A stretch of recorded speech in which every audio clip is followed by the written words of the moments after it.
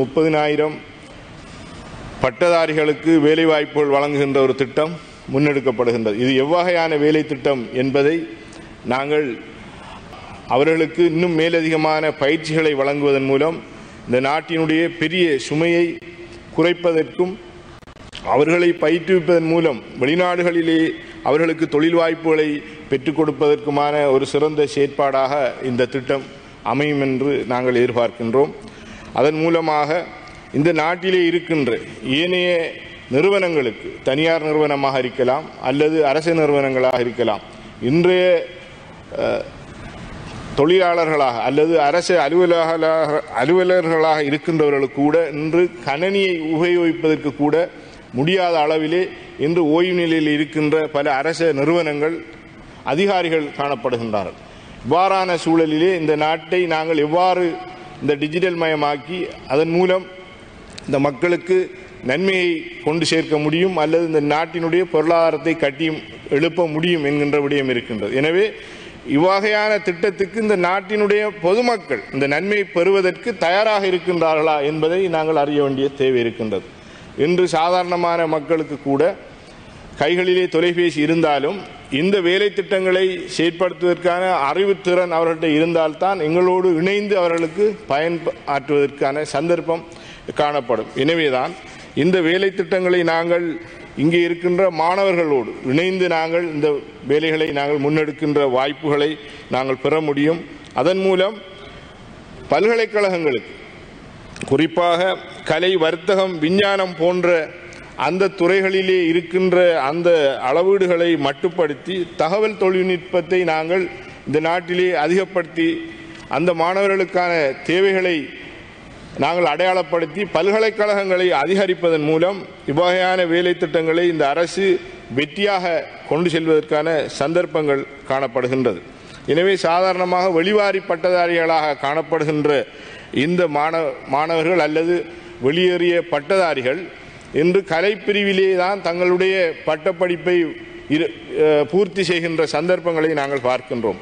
கலைப்பிரிவிலே என்பது மிகவும் ஒரு சிறந்த ஏனைய துறைகளிலே தவறியவர்கள்தான் இந்த துறையிலே இலகுவாக தங்களுடைய பட்டப்படிப்பை செய்வதற்கான சந்தர்ப்பத்தை ஏற்படுகின்றார்கள். எனவே வேறு துறைகளில் இருந்து விஞ்ஞானத்துறையாக இருக்கலாம் அல்லது வர்த்தகத்துறையாக ஏனைய துறைகளிலே தாங்கள் அந்த படிப்பை நிறைவு செய்ய முடியாத சந்தர்ப்பத்திலே தான் இந்த கலைப்பிரிவிலே இலகுவாக தங்களுடைய ஸ்கோர்களை செய்துவிட்டு செல்வதற்கான அதிகமானவர்களை நாங்கள் பார்க்கின்றோம். எனவே அவர்களை நாங்கள் இவ்வாறான துறைகளிலே பயிற்றுவிப்பதன் மூலம், இந்த பயிற்சிகளை வழங்குவதன் மூலம் இந்த நாட்டினுடைய பல தேவைகளை நாங்கள் நிவர்த்தி செய்வதனோடு அரசாங்கம் இன்று கவுபே என்கின்ற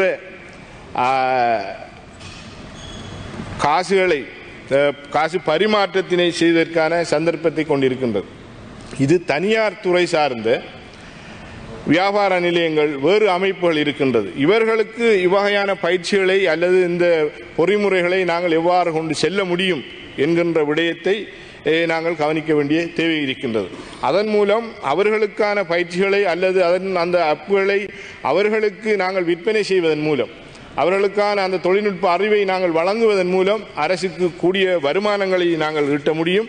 அதேபோன்று இன்று நாங்கள் பார்க்க போனால் இந்தியா, சிங்கப்பூர், மலேசியா போன்ற நாடுகள் இந்த கல்வித்துறையிலே தங்களுடைய வருமானத்தினுடைய பெரும்பகுதியை பெறுவதற்கான வாய்ப்புகளை பெற்றிருக்கின்றது. இவ்வாறான வேலை திட்டங்களை எமது நாடும் இந்த பல்கலைக்கழகங்கள் மூலமாக இவ்வகையான டிஜிட்டல் அறிவுகளை, தொழில்நுட்ப ரீதியான அறிவுகளை தேடுவதற்கான பல்கலைக்கழகங்களை அபிவிருத்தி செய்வது, அதன் மூலம் வெளிநாடுகளில் இருக்கக்கூடிய மாணவர்களை, குறிப்பாக இந்தியாவில் இருக்கின்ற பெங்களூர் பல்கலைக்கழகத்திலே ஈரான், சைனா போன்ற நாடுகளில் இருந்து மாணவர்கள் அந்த கல்வியை கற்பதற்கு வருகின்றால் ஏன் எமது நாட்டிலே இந்த வேலை திட்டங்களை நாங்கள் முன்னெடுக்க முடியாது என்ற கேள்வியை சபையிலே முன்வைத்தவனாக நேற்றைய தினம் எமது கல்வி அமைச்சினுடைய விடயம் முன்வைக்கப்பட்டிருந்தது. அதிலே பேசுவதற்கான சில சந்தர்ப்பங்கள் குறைவாக காணப்பட்டது. இருந்தாலும் அதையும் நான் இவ்விடத்திலே பேசலாம் என்று நினைக்கின்றேன்.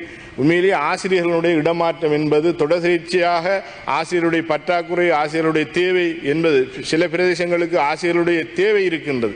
சில பிரதேசங்களிலே இருந்து அந்த ஆசிரியர்கள் இடமாற்றம் சென்று அவர்களை தூர இடங்களுக்கு அனுப்புகின்றீர்கள். எனவே அங்கே தங்கி இருந்து அந்த மாணவர்களுக்கு அந்த கல்வியை கொடுக்கின்ற வசதிகள் இப்போ இருக்கின்ற இந்த சம்பளம், இந்த நாட்டினுடைய பொருளாதாரத்திலே இந்த சம்பளம் என்பது மிகவும்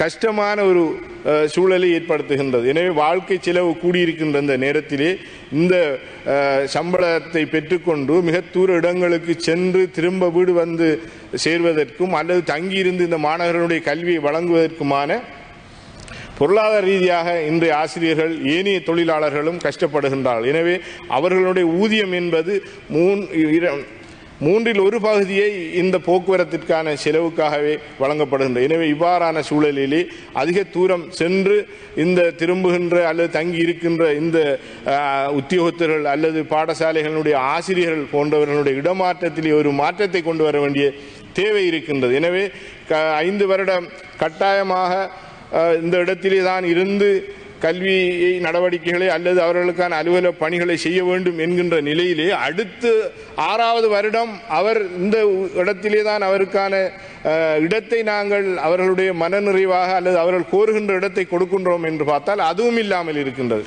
எனவே அவர்களுக்கு வழங்குகின்ற அந்த கட்டளையை ஏற்று அந்த டிரான்ஸ்ஃபர் சென்று வருகின்ற மனநிலை இன்றைய இருக்கின்ற சகல அதிகாரிகள் அல்லது சகல உத்தியோகத்தர்களிடத்திலும் இல்லாமல் இருக்கின்றன. எனவே அவர்கள் மூலமாக நாங்கள் சிறந்த பயனை அல்லது அடைவை பெறுகின்ற நிலைமை எங்களால் பெற முடியாத ஒரு சூழலில் இருக்கின்றது.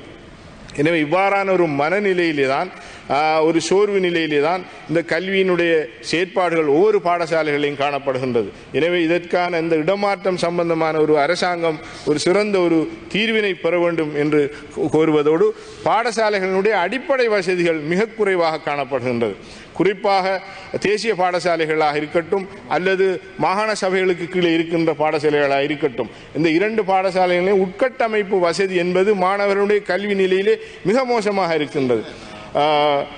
நான் பொத்தியில் பாடசாலை சம்பந்தமாக பேசியிருந்தேன். அந்த பாடசாலைக்கு சென்று பார்க்கின்ற போது மிகவும் கஷ்டமான ஒரு சூழ்நிலை இருக்கின்றது. 8 அடி உயரமான ஒரு தகர கொட்டையிலே 6 வகுப்பறைகள் அங்கே காணப்படுகின்றது. இந்த வகுப்பறைகள் அண்மித்த பகுதிகளாக காணப்படுகிறது. ஒரு வகுப்பறையிலே கல்வி கற்றுக் கொடுக்கின்ற அந்த ஆசிரியருடைய அந்த சத்தம் பக்கத்தில் இருக்கின்ற அடுத்த வகுப்பு மாணவர்களுக்கு அல்லது அவர் கல்வி கற்றுக் கொடுக்க முடியாத ஒரு இறுக்கமான ஒரு சூழலை ஏற்படுத்துகின்றது. இவ்வாறு அம்பாறை மாவட்டத்திலே பல பாடசாலை இன்று தகர கொட்டைகளிலும் மர நிழல்களின் கீழும் காணப்படுகின்ற ஒரு விடயமாக இருக்கின்றது. எனவேதான் கடந்த காலங்களை விட மிக குறைந்த நிதி இந்த கல்வி திட்டத்துக்கு இந்த வருடத்திலே வழங்கப்பட்டிருக்கின்றது.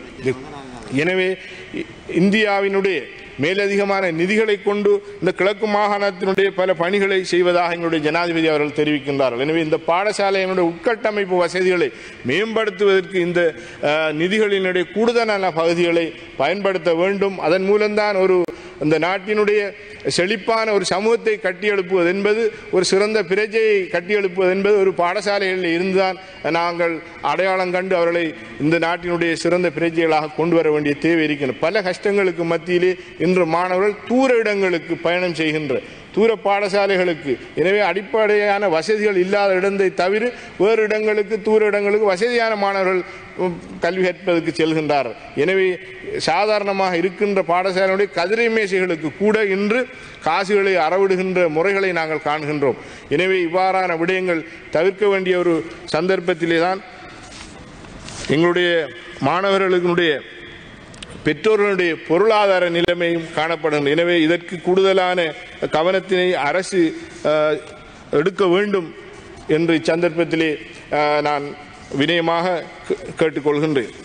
குறிப்பாக எங்களது அம்பாறை மாவட்டத்தை பொறுத்தவரையிலே பல பாடசாலைகளுடைய ஆசிரியருடைய தேவைப்பாடு இருக்கின்றது. ஆசிரியர்களுடைய தேவைப்பாடு இருக்கின்ற போதும் திருவண்ணாமலை மாவட்டத்திற்கு அல்லது மட்டக்களப்பு மாவட்டத்திற்கு இவர்கள் சேவைக்காக அனுப்புகின்ற அந்த சந்தர்ப்பங்களை எதிர்வருகின்ற காலங்களிலே குறைக்க வேண்டும்.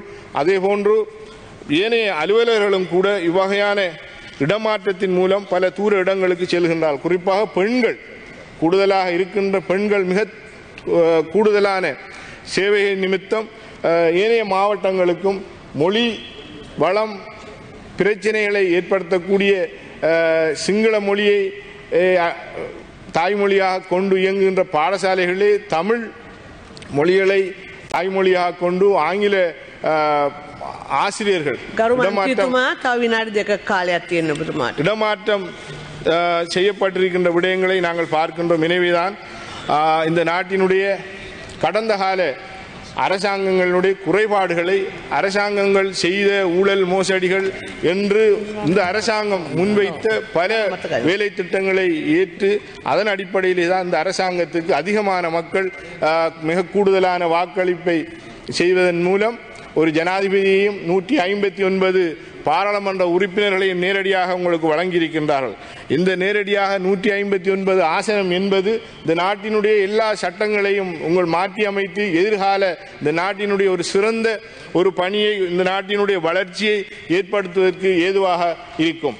எனவேதான் நீங்கள் இந்த நாட்டை கட்டியெழுப்புவதற்கு இந்த மக்கள் வழங்கிய ஆணைக்கு எந்த செயற்பாடுகளை நீங்கள் செய்ய போகின்றீர்கள் என்பதை இந்த நாடு பார்த்து கொண்டிருக்கின்றது. எனவே பலரை கைது செய்வதும் பலரை தேடுவதும் பலர் மீது குற்றங்கள் சுமத்துவதும் கைது செய்தவுடன் உடனடியாக அன்றைய தினமே நீங்கள் விடுவிப்பதும் இவ்வாறான ஒரு நாடகம் ஒன்று இந்த நாட்டிலே நடைபெறுகின்றதா என்று மக்கள் இந்த அரசாங்கத்தை பார்த்து கொண்டிருக்கின்றார்கள். எனவே அதனை தவிர்த்து இந்த நாடக விளையாட்டுகளை தவிர்த்து எதிர்வருகின்ற தேர்தல் காலங்களிலே நீங்கள் இதற்கு தேர்தலுக்காக இவ்வாறான செயற்பாடுகளை முன்னெடுக்கின்றீர்கள் என்ற விடயமும் மக்களினால் பார்க்கப்படுகிறது. அதை விடுத்து மிகவும் சிறந்த ஒரு பொருளாதாரத்தை இந்த நாட்டினுடைய சமூக மக்களினுடைய வாழ்வாதாரத்தை ஒழுங்குபடுத்துவதற்காக இந்த பொருட்களுடைய விலைவாசிகளை நீங்கள் குறைப்பதற்கான ஒரு சந்தர்ப்பத்தை செய்ய வேண்டும். எனவே பொருளாதார ரீதியாக இந்த மக்களை மேம்படுத்துவதற்கு